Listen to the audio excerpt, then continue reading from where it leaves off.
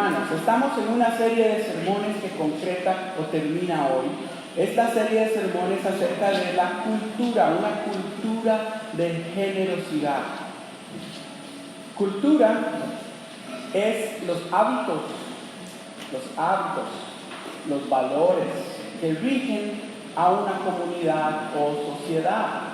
Por ende, entendiendo que Dios es generoso, su pueblo ha de vivir en una cultura de generosidad como resultado de conocer a su Dios, ¿cierto?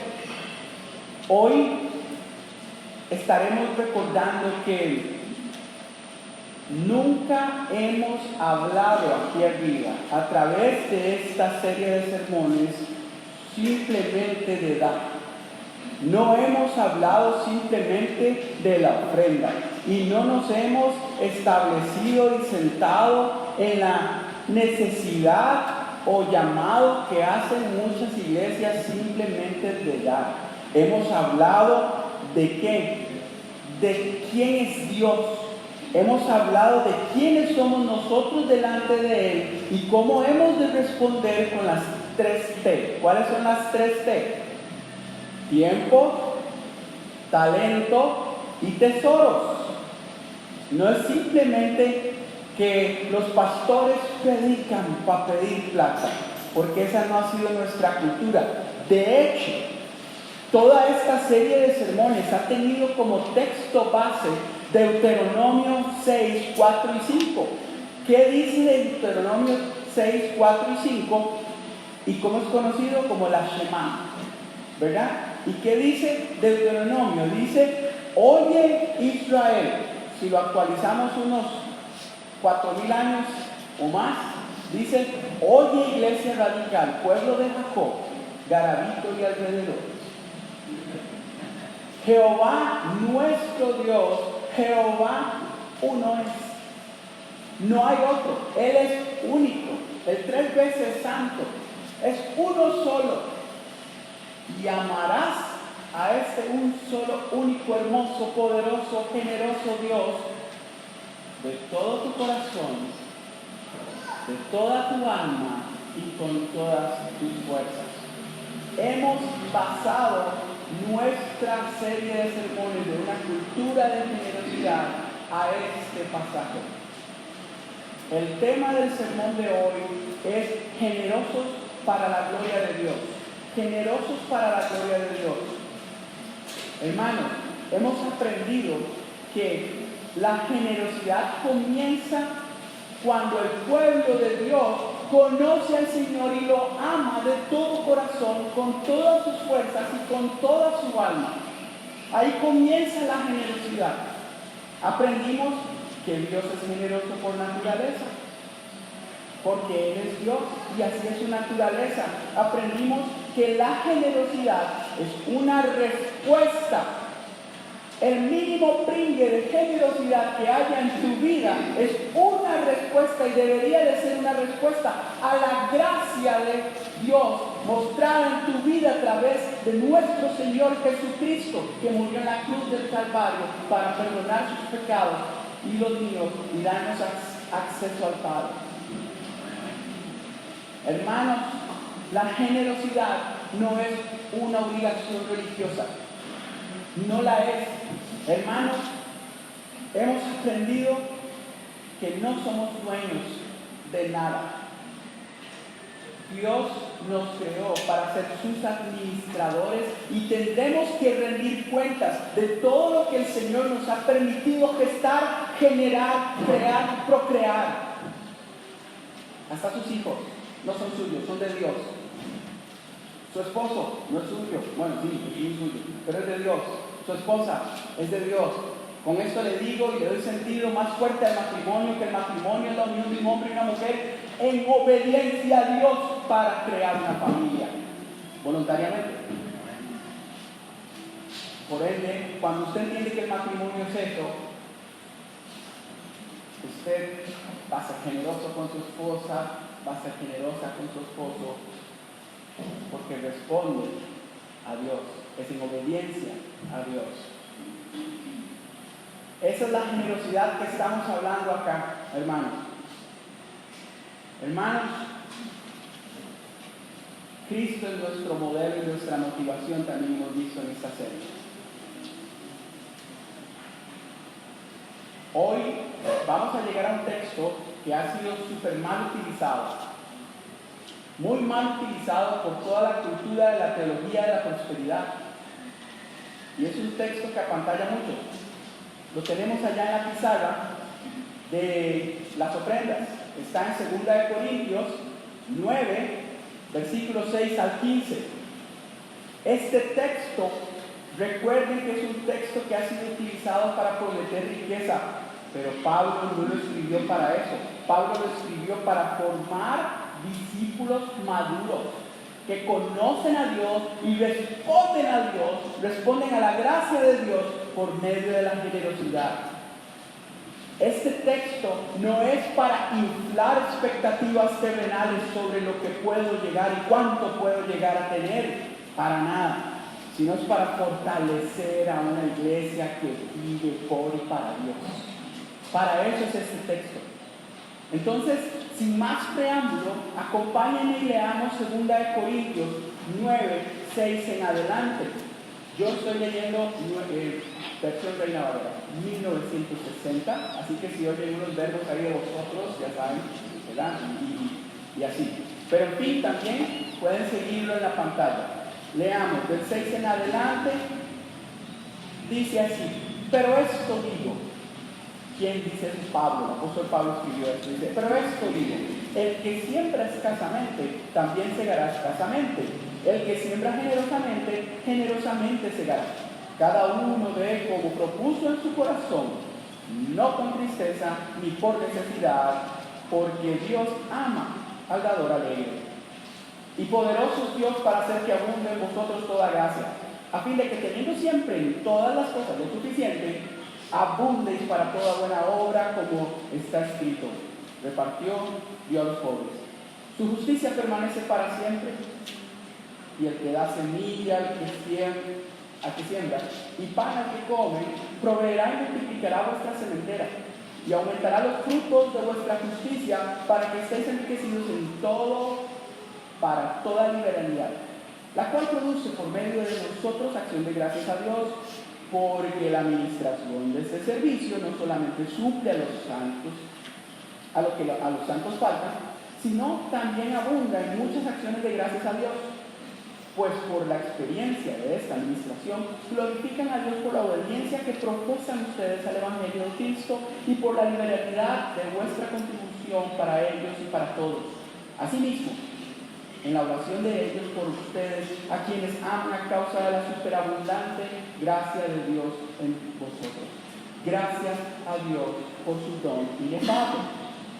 En este contexto de la carta de 2 Corintios, o de la segunda carta a Corintios, Pablo está en un momento en el que está escribiendo a esta iglesia para exhortarles a dar una ofrenda. Está en medio de una recolección de fondos, por decirlo así, para los santos de la iglesia de Jerusalén, para los hermanos de la iglesia de Jerusalén, que estaban pasando por momentos dificilísimos. En el texto anterior a este, todo lo que es el capítulo 8, él viene hablando de cómo ofrendar y recordándole lo bien que han hecho en ofrendar, y también del por qué ofrendar, y por qué ofrendar a tiempo inclusive, ¿verdad? Es importante. Pablo está animando a la iglesia a cómo participar de esta ofrenda. Y también que es tan importante no solo la cantidad que se entrega, sino la condición, la actitud, el entendimiento de la gracia de Dios a la hora de entregar una ofrenda. Hermanos, en este contexto histórico, la comunidad de Jerusalén enfrentaba una crisis económica, no solo los cristianos, pero específicamente los seguidores de Jesucristo. Y uno de los énfasis de la ofrenda siempre va a ser ayudar al más necesitado. No por altruismo, sino por respuesta a Dios. y por decirlo así, ayudando a otra misión en la que se predica el Evangelio, en este caso. Para que tampoco me confundan y piensen que es lo mismo que estar siempre dando propina, limosna y donaciones a todas las fundaciones. Si usted hace eso, eso es muy bueno, ¿verdad?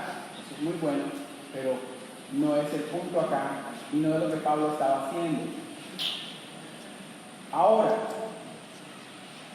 Pablo también utiliza la metáfora de la agricultura, ¿verdad? Con sembrar abundantemente o escasamente para ilustrar precisamente que el que siembra mucho cosecha mucho. Y eso es lógica, ¿verdad? Y por ende, el que siembra poco cosecha poco. Pero acá, básicamente, también afirma que Dios es el que orquesta todas las cosas. Y Dios es el que hace que todos sus propósitos se cumplan. Y sí, hay una gran importancia en la generosidad de la comunidad cristiana, pero sobre todo como Dios abundantemente provee para todos y especialmente para aquellos que dan con un corazón alegre.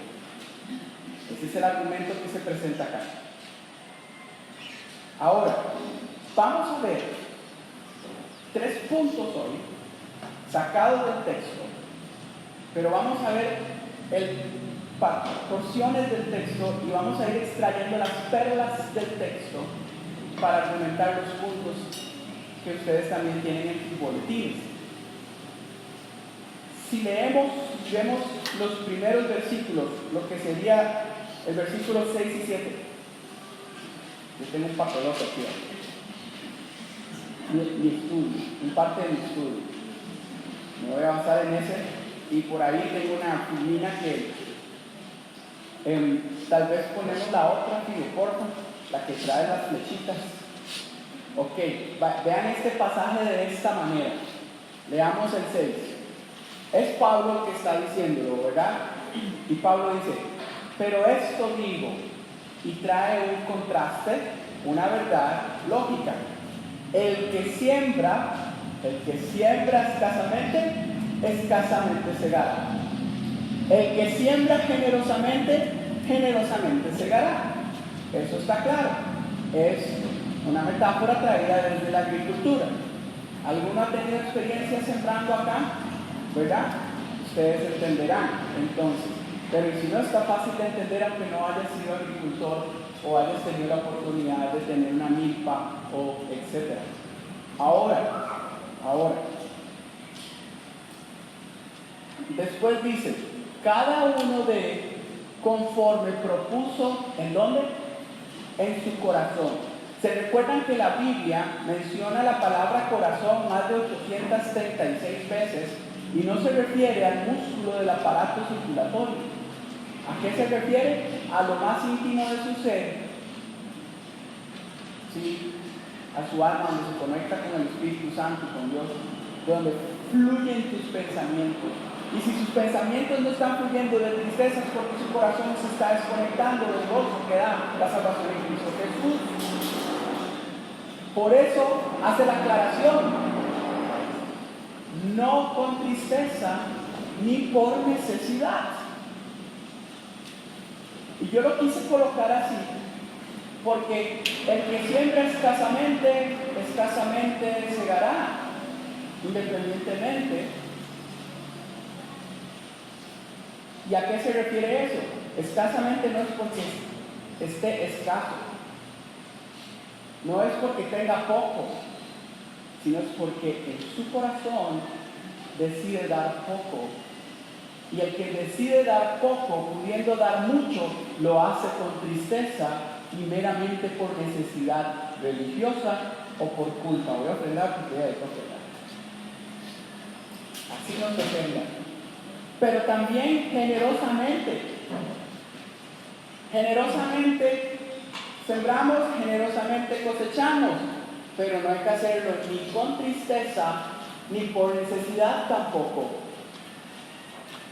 Porque Las iglesias que malpredican este pasaje le van a decir que pacte y que conforme usted le dé al Señor, el Señor le va a dar de vuelta. Y eso no dice ahí.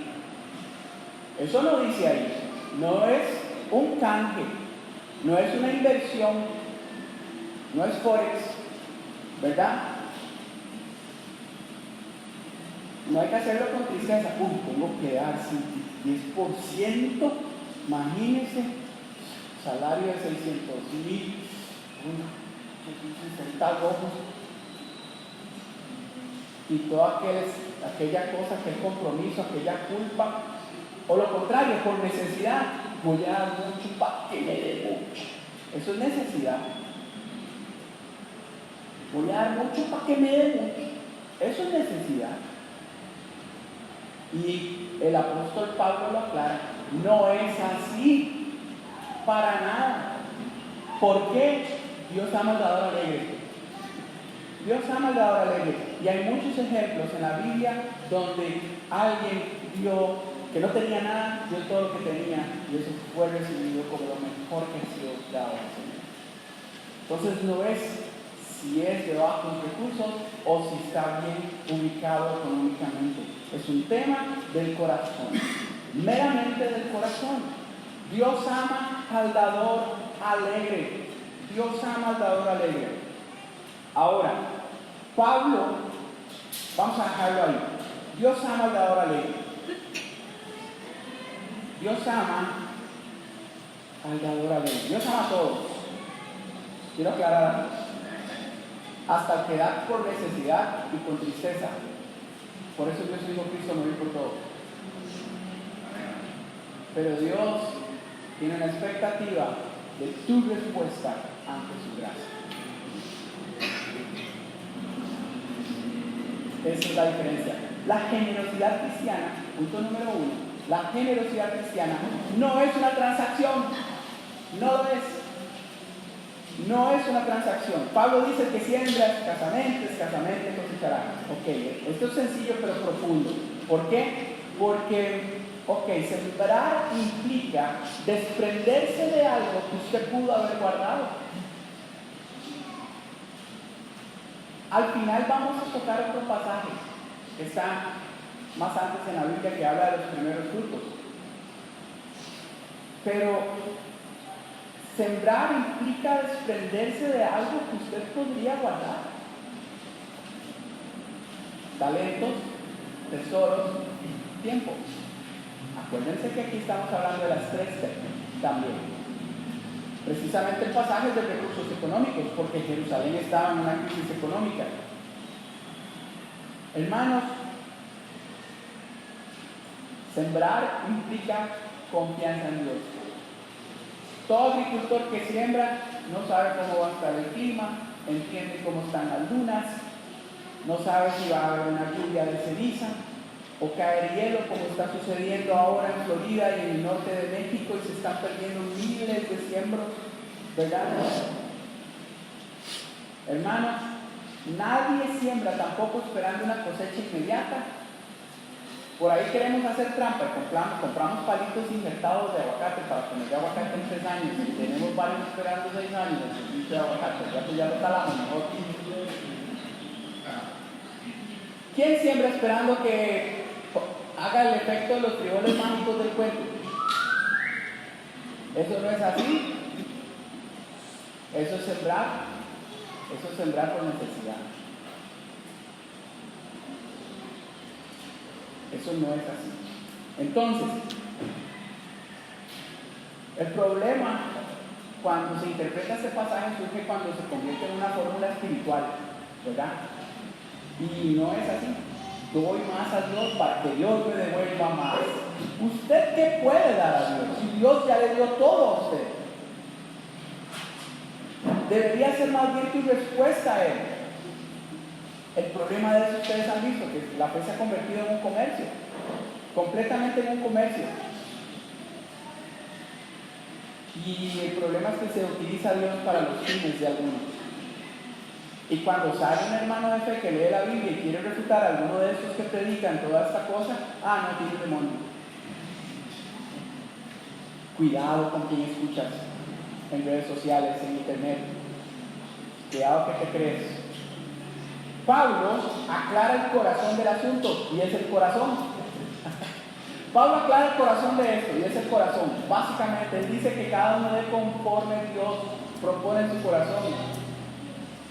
Conforme Dios dispone en su corazón. ¿Se recuerdan el proverbio que dice? Uno propone, pero Dios dispone. ¿Cuántas veces Dios dispone en su corazón dar o hacer algo y usted lo posterga? Porque te crees dueño, dueña. Acuérdense que solo somos sus administradores y debemos de responder a su gracia.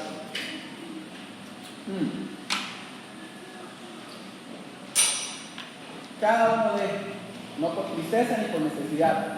La generosidad bíblica no es forzada, no es manipulada, no es motivada por el miedo. Y espero que aquí usted no haya sentido ninguna de las otras cosas. Y si lo ha sentido, me avisa para sacarle el espíritu. No, mentira. No se trata de eso, ¿verdad? No es forzada. Aquí cuando hemos tenido que pedir una ofrenda extra a lo que normalmente la iglesia siempre vamos a estar pidiendo ofrendas. Con cualquier proyecto significa plata. Gracias a Dios, Dios dispone de corazones generosos que toman la iniciativa y no esperan que uno salga con la necesidad. Prontamente, hombres, vamos a hacer un llamado para venir a pintar.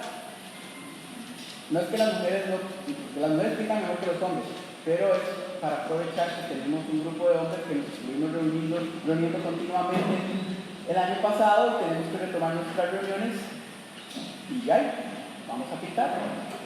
Queremos que sean generosos con su tiempo. Eso es un llamado. Hemos tenido hermanos que se han adelantado a la cosa, que Dios les puso en su corazón una incomodidad santa, le digo yo. El pastor David lo mencionó la semana pasada, vieron que las sillas están pintadas. Fueron unos hermanos que Dios movió generosamente. No esperó que la iglesia hiciera el llamado. Y eso es el Espíritu de Dios moviéndose en esta congregación. Meramente. Hermanos respondiendo a la gracia. Entonces, Dios ama al dador alegre, porque esa alegría, ¿qué revela? ¿Qué revela cuando usted da? Con un corazón alegre. Un corazón que conoce a Jehová, a Dios, el que uno es. Eso es lo bueno de eso. Ese es el eco de la Shema, Deuteronomio. Y cuando Dios es amado con todo el corazón, la obediencia fluye con gozo. Fluye con gozo.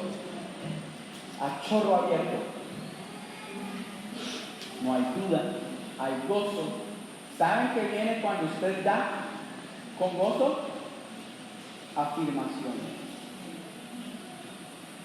Crecimiento. Vamos a seguir leyendo.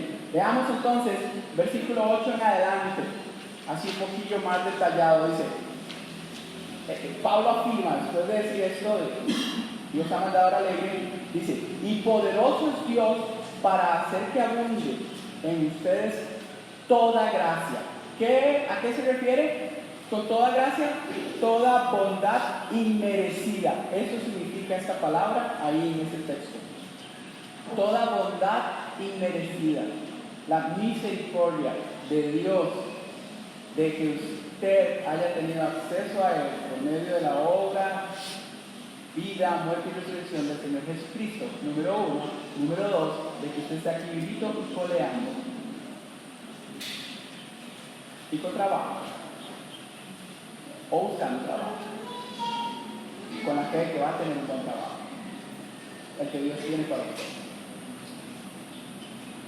con dificultades, pero un Dios que aclama que le ames a Él primero con todo su corazón para que te muestre el camino. Hermanos, dice, ¿a fin de qué? ¿A fin de qué? Y afirma, ¿verdad? ¿A fin de qué? ¿A fin de qué? ¿Con qué motivo? ¿A fin de qué? Y afirma, teniendo siempre en todas las cosas lo suficiente. ¿Cómo? ¿Escucharon bien? Nadie dijo amén. Ajá, cuesta decir amén ahí. Porque todo siempre, hay una tendencia al ser humano a concentrarse en lo que no tiene, ¿verdad?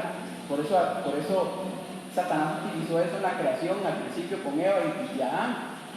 Van a ser como Dios. Después de tener el dominio sobre toda la tierra, comer de todo lo que podían comer, sin tener que ubicarse una cerca y robarle a nadie. Viene Satanás y le dice, usted sabía que hay más, y ahorita que tienes mucho, sos un desgraciado, una desgraciada, porque podrías tener más y ser como Dios. ¿Cuántas veces te has visto en una situación de desgracia emocional porque no tienes un chuncho, un aparato o más plata, o el trabajo del otro, o porque al otro le está yendo bien? Aquí dice que Dios, el poderoso Dios, ¿verdad? Él es poderoso para hacer que abunden ustedes toda gracia, a fin de que, teniendo siempre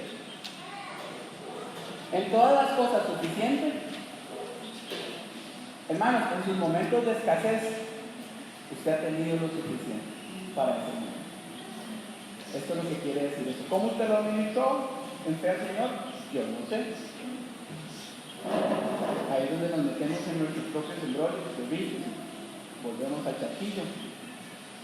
¿Me entienden? Está claro esto, ¿no? Entonces, teniendo siempre en todas las cosas lo suficiente, ¿qué desayunó usted hoy? Y si no desayunó, algo le va a echar la panza hoy. ¿Y saben qué? Dios sabe que eso era lo suficiente para hoy. Gloria a Dios. Y si tuvo un banquete, imagínense, teniendo siempre en todas las cosas lo suficiente, abunden. ¿Para qué? Para toda buena obra. Para toda buena obra. ¿Cuál es toda buena obra? ¿Cuál es toda la buena obra? Mas ir y predicar el Evangelio. Prediquen, bautizándolos en el nombre del Padre, del Hijo y del Espíritu Santo, enseñándoles a obedecer todas las cosas que les he mandado, y yo estaré con ustedes hasta el fin del mundo.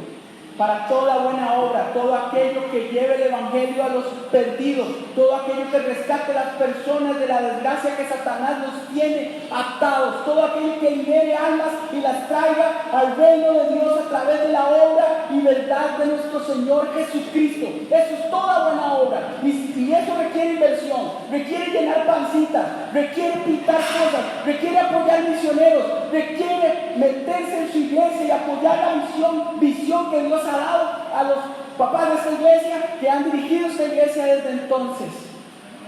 ¿Sabían que tenemos una semana de recibir 25 niños en la escuela Raíz de Vida?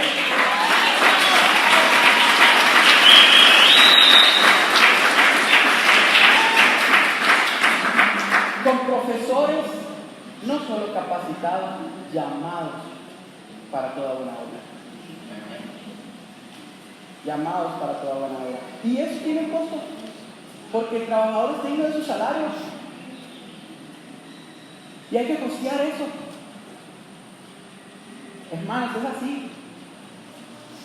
Dice, para que abundéis para toda buena obra. ¿Cómo? ¿Cómo abundo para toda buena obra, pastor? Y la palabra dice, como está escrito. ¿Cómo? Como está escrito. Repartió, dio a los pobres, su justicia permanece para siempre. Esto es una mención al Salmo 112:9, que es un salmo que habla de la prosperidad del que teme a Jehová. Lo pueden apuntar y lo pueden buscar después y lo leen completo. Es una guía de cómo responder generosamente y cómo se ve un hombre próspero en el Señor por el temor a Él. Y cómo eso refleja todas las áreas de su vida: espiritual, mental, física y económica. Eso es así. Repartió dio a los pobres su justicia. ¿Qué se quiere con su justicia? Que la Biblia nos dice que no hay justo ni a uno. Es verdad. Su justicia, la obra de Cristo en su vida.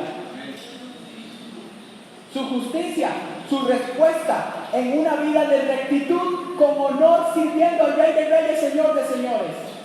Permanece para siempre. En el Salmo se traduce como el cuerno de la perpetuidad. ¿Qué es el cuerno de la perpetuidad? Es un símbolo de fuerza y poder que descansa en la verdad que surge del bien que Dios ha hecho en tu vida. Y entonces, su justicia permanece para siempre, quiere decir que su rectitud con honor será exaltado el cuerno de la perpetuidad. Profundísimo, así de poderoso. Por eso recuerden que aquí no estamos hablando de plata, estamos hablando de Jehová, Dios, que uno es único y que a Él no hay otra forma de responderle más que amarlo con todo tu corazón, con toda tu alma y con todas tus fuerzas, todo tu tiempo, talento, tesoro. Hermanos, el versículo 10 dice lo siguiente: y Dios, no dice Dios, pero es Dios. ¿Quién es el que da la semilla que siembra y el pan al que come? ¿Quién es? Entonces, y el que da la semilla al que siembra y el pan al que come, ¿quién come? ¡Todos! Ok, el que siembra es el que siembra, no todos sembramos, por decirlo así. Pero todos deberíamos de sembrar, porque eso también tiene una connotación espiritual. Por eso el que poco siembra, poco segará. Ustedes sabían que aparte de que usted reciba a Cristo y vaya al cielo, garantizado solo por la obra de Jesucristo, no significa que tendrá recompensas extras. Y usted sabe que habrán recompensas extras para aquellos que vivieron para el Señor, invirtieron y derrocharon su vida para el Señor. La Biblia lo afirma. Hermanos, aquí no debería aplicar. Si usted es creyente y usted conoce al Señor y lo ama con todo su corazón y fuerzas, aquí no debería aplicar la ley del mismo esfuerzo. Ya acepté a Cristo porque voy para el cielo. Ahí que me pongan a lavar tazas del baño que sea. Yo he escuchado ese comentario. ¿En serio? ¿Eso es lo que usted quiere llegar a hacer? Eso fue lo que Dios hizo a la hora de entregar a su Hijo en la cruz de Calvario por usted. Entregar su máximo tesoro, pasar la vergüenza de un Dios que tuvo que pasar por la muerte en vez suya. No es así. Estamos equivocados si eso es así. El que da semilla es Dios.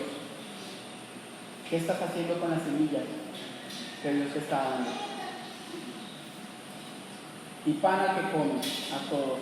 Proveerá, dice, ¿qué dice? Proveerá y multiplicará vuestra sementera. Proveerá, o sea, garantía de que habrá más adelante. Proveerá, seguirá proveyendo, independientemente si ese es un momento escaso. Y multiplicará, garantía de que habrá mayor cantidad. No solo te proveerá otra vez, sino que te proveerá más de lo que ya proveyó. Y eso se llama crecimiento. Porque somos llamados a crecer, a ver para arriba, poner la mirada en las cosas de arriba. ¿Y qué tan grande es el reino de los cielos? Así tenemos que crecer. A la plenitud de Cristo somos llamados a crecer. Hermanos, cuando dice vuestras sementeras, se refiere a los recursos que ponemos en el suelo para crecer. A eso se refiere. Y después dice, y aumentará los frutos de vuestra justicia. ¿Cuál es nuestra justicia? La obra de Cristo Jesús en nosotros. Y nuestra respuesta, los frutos de recibir la justicia de Dios por creer en su nombre, los frutos por una vida de rectitud, los frutos o los productos de la rectitud de ustedes, de cómo viven conforme a la palabra que Dios les está disponiendo en el corazón, los frutos de vivir una vida en fe en Jesucristo que ya nos justificó, pero que nos llama a seguir sembrando y buscar a otros para predicarles el Evangelio y que se salven y expandir el reino de los cielos. Los frutos del Espíritu Santo que deben de ser un espejo de lo que ha ocurrido en tu vida y que hayas crecido, incrementado tu sementera en amor, gozo, paz, paciencia, benignidad, bondad, fe, mansedumbre y templanza, que contra tales cosas no hay ley. Eso es así de hermoso y poderoso. Los frutos de tus dones y talentos, tesoros, talentos, tiempo. Eso es así de poderoso. Entonces, hermanos, Dios provee en abundancia, pero no es para el consumo necesariamente. Dios provee en abundancia y no es para el consumo, sino para la misión. Usted y yo, en el momento de haber sido rescatados, somos parte ahora del cuerpo del rescate. Usted y yo ya no somos polizontes en un barco que nos rescató cuando estábamos en la deriva. Somos parte del barco de la misión que va a salvar almas para Cristo. Con sus dones y talentos, con su tiempo, con sus recursos económicos. De eso se trata. Pablo afirma esta verdad gloriosa porque dice que Dios puede hacer que abunde en ustedes toda gracia. Toda gracia. Dios no es tacaño, Él da toda gracia. Dios no es indiferente. Él se ha fijado en usted una y otra vez, aunque usted no lo haya querido ver, porque a veces nos concentramos en el punto negro de la sábana blanca. Es más poderoso querer pensar en la desgracia o querer hacer que lo que nos está sucediendo, que no es una desgracia, sea una desgracia, para darle la espalda a Dios.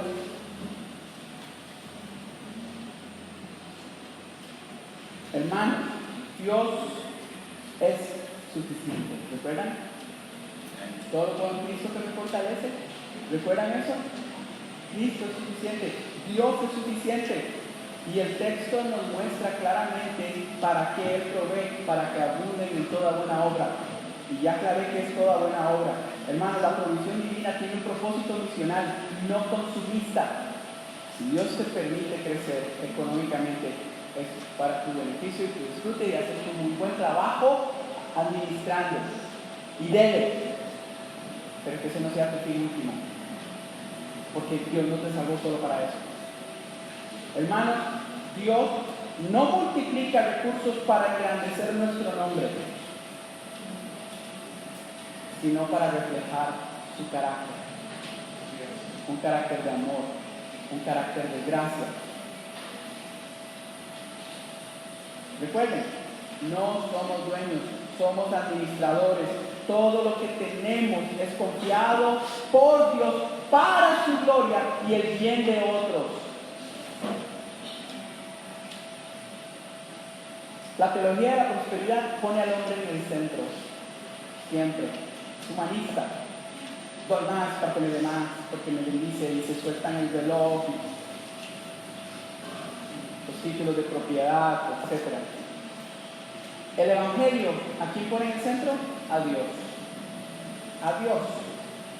Recuerden que Pablo aquí no está prometiendo riqueza acumulada, sino vidas enriquecidas en generosidad que producen justicia y gratitud ¿hacia quién? Hacia Dios. Terminamos de leer el pasaje y así cerramos con el último punto después de leer el pasaje. El versículo 12 dice, podemos ponerle un ¿por qué, Pablo? ¿Por qué? Y Pablo responde, porque la administración de este servicio, o sea, la entrega de este servicio, no solamente lo que a los santos falta, ¿verdad? No solamente a lo que los santos falta. Voy a leer. No solamente suple lo que a los santos falta, gracias Andrés, sino que también abunda en muchas acciones de gracias a Dios. Hermanos, ¿cuántos de ustedes dan gracias a Dios por el momento en el que se rindieron a Cristo Jesús? Yo no sé quién te predicó el Evangelio. Yo no sé cuál es la fecha de tu salvación, por decirlo así también, que es un dato bien cristiano que uno guarda a veces. Por lo menos. Pero Dios utilizó a alguien que trajo en ofrenda. El Espíritu Santo hace la obra, pero hubo algún obediente o algunas obedientes que te predicaron con generosidad, como parte de la misión, que entendieron el asunto. Y ahora usted puede darse el taco de vivir en gratitud. ¿Se recuerdan una vez que hablábamos de la esquizofrenia? Las víctimas siempre están excusando todo. Ay, es que no puedo, ay, es que aquí, y es que allá, y es que, y no surgen. La persona que vive en gratitud tomó responsabilidad personal por lo que debe hacer, conforme a su rol y lo que Cristo ha hecho bien, y va para adelante. Hermanos, versículo 13 dice: pues por la experiencia de esta administración,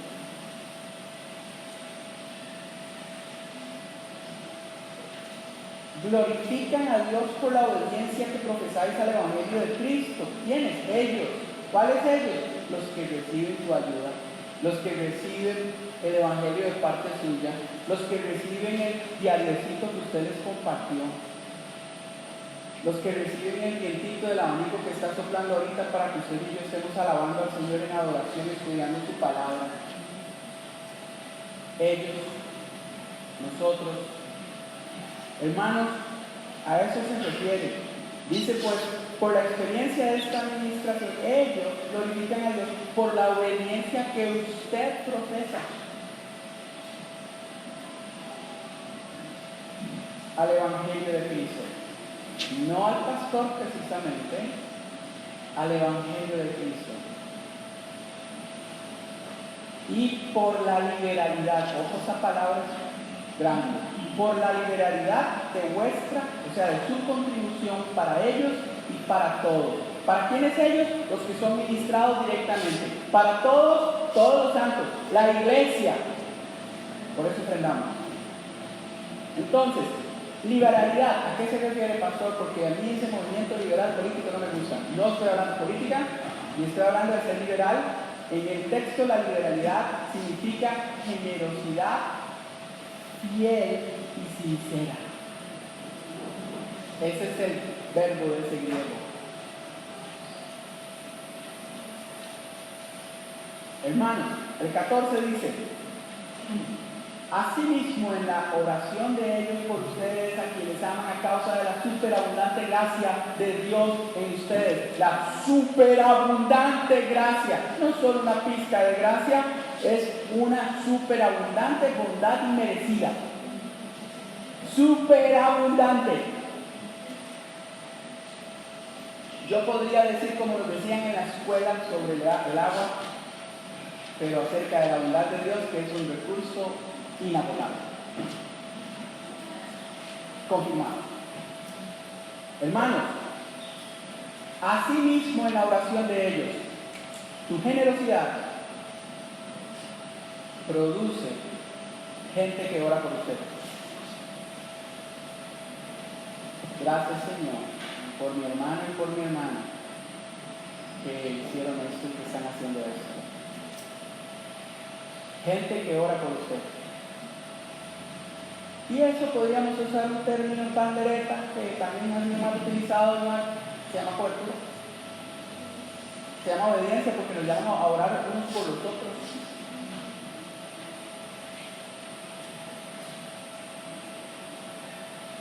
Asimismo, en la oración de ellos por ustedes, a quienes aman, generan amor, crecer los frutos del Espíritu, a causa de la superabundante gracia de Dios en ustedes, no porque ustedes son muy guapos y teniendo y hablan cool, porque ustedes reflejan la superabundante gracia, bondad inmerecida de Dios.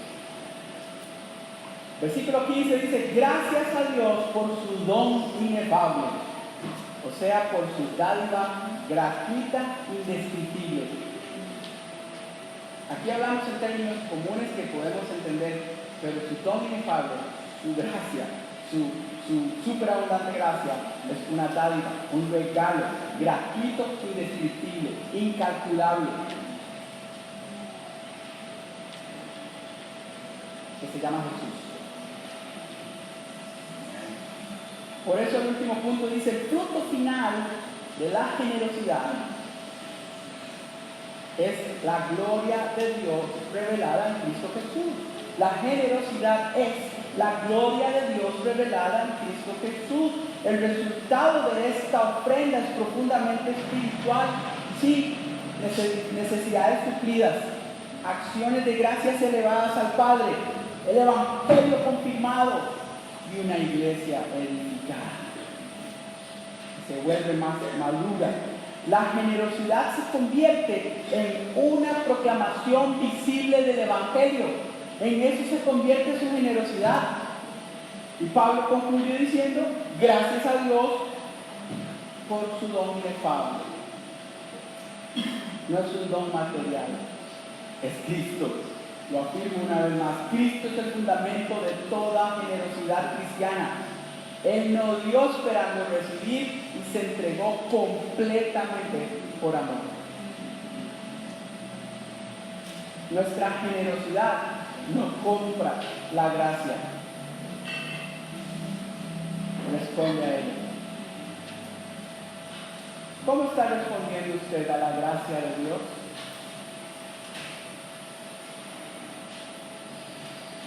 Vamos a leer 1 Corintios. Voy a volverle un poquito, 16, 1 y 2. Dice así, Pablo también hablando de la ofrenda.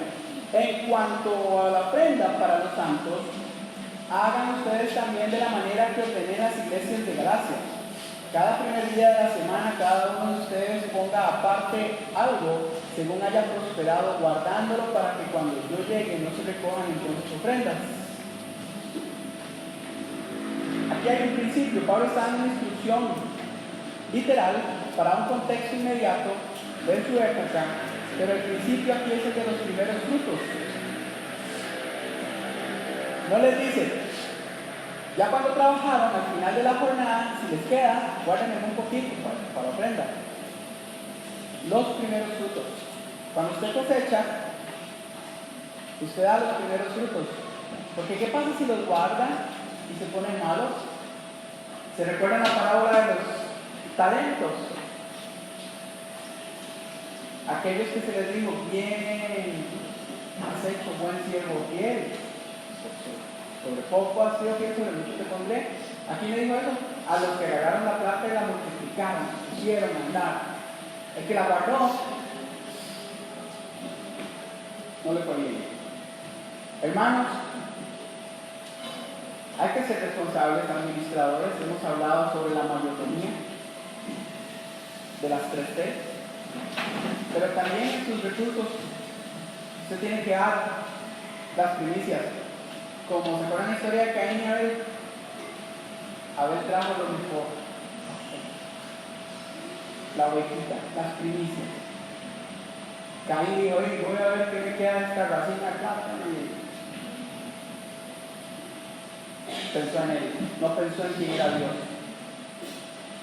Hermanos, no estamos bajo la ley como para pensar en los bienes, que pueda más que un bien. De hecho, Dios pide todo de ustedes. Hermanos, no estamos bajo la ley, sino que respondemos a la bondad y generosidad de Dios en nuestras vidas. Respondemos a su gracia, superabundante gracia, igual que Él ofreció sus primeros y mejores frutos para nosotros, su Hijo Cristo. Hoy le pregunto, no le voy a preguntar cuánto da, porque recuérdense que estamos hablando de las 3 T: tiempo, talentos y tesoro.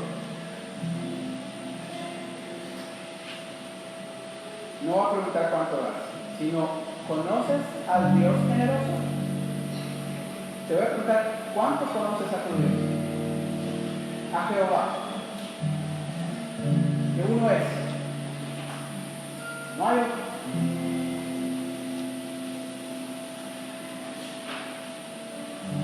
¿Has respondido a su gracia, superabundante gracia, con un corazón rendido y gozoso? ¿O estás viviendo como dueño en vez de administrador? La mesa del Señor no es una recompensa para los generosos. Es un recordatorio para los necesitados de gracia.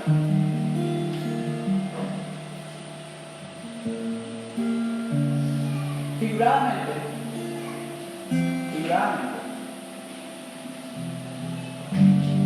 quiero invitarle a la mesa del Señor. Siéntese con Él en este momento.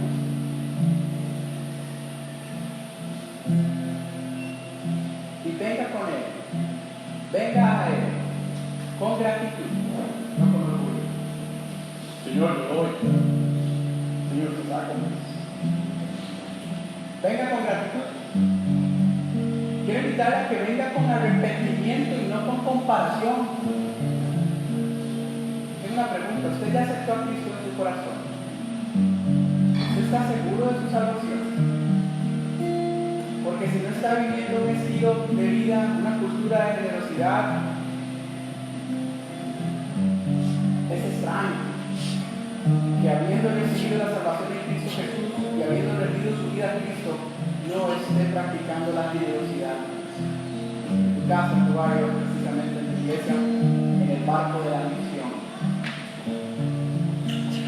Si usted está inseguro de salvación, no lo deje pasar más. Dios te llama. Cristo murió en la cruz del Calvario por tus pecados para darte vida eterna y librarte de toda culpa, maldad y pecado, y que ahora puedas restaurar tu vida en Él conforme a la verdad de lo que Él dice que es usted, para que vivas para su gloria. Hermano, venga al Señor con gratitud, con arrepentimiento y con gozo, no con obligación. No con obligación.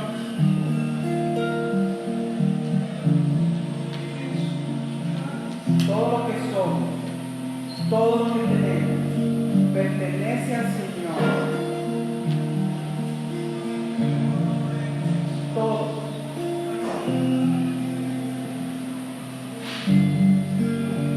Vamos a orar. Vamos a adorar.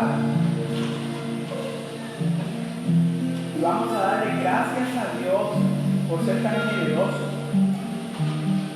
Le vamos a decir gracias, Señor, por darme lo suficiente, muchas veces más. Vamos a venir y vamos a decirle, Señor, perdón porque sé que no he respondido correctamente a tu superabundante gracia. Y vamos a responder con gozo conforme el Señor disponga en su corazón. Alabado sea Señor. Alabado sea Dios Padre eterno. Alabado sea Jehová, el único, poderoso, inigualable, eterno Dios. Padre, nos rendimos ante ti con gratitud, Señor, porque reconocemos que has sido súper generoso, bondadoso con nosotros, porque entendemos, o por lo menos conocemos, que has dado a tu Hijo esencia misma tuya para morir en la cruz del Calvario y darnos acceso a ti, Señor, para que cuando vuelvas y nos vengas a buscar, nos de vida eterna plena para cumplir con el propósito por el cual fuimos verdaderamente creados, que es adorarte eternamente. Señor, perdónanos. Entregamos nuestro corazón en arrepentimiento por nuestros pecados, Señor, reconociendo que solo Cristo pudo pagar por ellos y que la deuda está saldada porque resucitó con poder.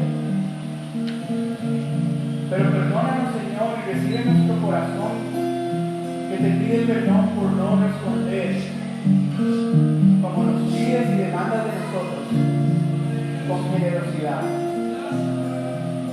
Pero danos el gozo de que te hemos escuchado y de que ahora en adelante saldremos en pos de representarte en este barco llamado Iglesia predicar gran voz de la misión